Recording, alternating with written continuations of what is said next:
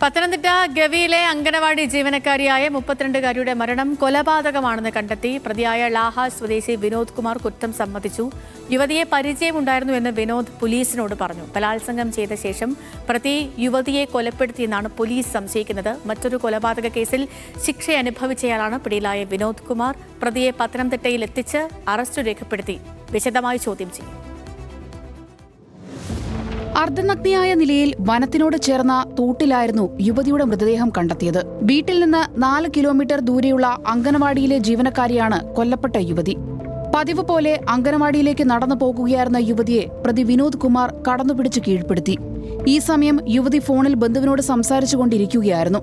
ഫോണിലൂടെ ബഹളം കേൾക്കുകയും പിന്നീട് യുവതിയെ ഫോണിൽ വിളിച്ച് കിട്ടാതാവുകയും ചെയ്തതോടെയാണ് ബന്ധുക്കളും നാട്ടുകാരും ചേർന്ന് തെരച്ചിൽ നടത്തിയത്. തെരച്ചിലിനൊടുവിലാണ് വനത്തിനോട് ചേർന്ന് മൃതദേഹം കണ്ടെത്തിയത്. യുവതിയുടെ വസ്ത്രങ്ങളെല്ലാം വലിച്ചു കീറിയ നിലയിലായിരുന്നു. അതുകൊണ്ടാണ് ബലാത്സംഗം നടന്നുവെന്ന് പോലീസ് സംശയിക്കുന്നത്.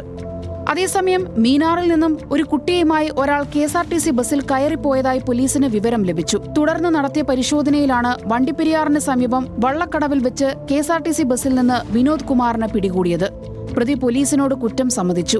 യുവതിയെ പരിചയമുണ്ടായിരുന്നുവെന്ന് വിനോദ് പോലീസിനോട് പറഞ്ഞു. എന്നാൽ ബലാത്സംഗം ചെയ്ത കാര്യം പ്രതി സമ്മതിച്ചിട്ടില്ലെന്നും ഇൻക്വസ്റ്റിനും പോസ്റ്റ്മോർട്ടത്തിനും ശേഷം മാത്രമേ മരണകാരണം വ്യക്തമാകൂ എന്നും പത്തനംതിട്ട SP ആനന്ദ് R പറഞ്ഞു. നമ്മളിപ്പോൾ ഇവിടെ ഒരു വിനോദ് ഒരാളെ നമ്മൾ പിടിച്ചിട്ടുണ്ട് ഈ കേസിനായിട്ട് ബന്ധപ്പെട്ട്. അതിൽ 42 years ഏജ് ആണ്. അയാൾ പെരുന്നാട് സ്റ്റേഷൻ ലിമിറ്റിലുള്ള ആളാണ്. നമ്മൾ സോഫാർ പ്രതിയുടെ ചോദിച്ചപ്പോൾ ഇദ്ദേഹമാണ് കുറ്റം ചെയ്തതായിട്ട് മനസ്സിലാകുന്നുണ്ട്. ഞങ്ങൾ അന്വേഷണ അവസ്ഥയിലാണ്. നാട്ടുകാരിൽ നിന്നും വനവകുപ്പിൽ നിന്നും ആണ് പ്രതിയെക്കുറിച്ച് പോലീസിന് വിവരം ലഭിച്ചത്.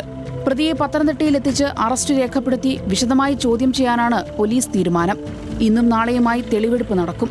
ന്യൂസ് മലയാളം, പത്തനംതിട്ട.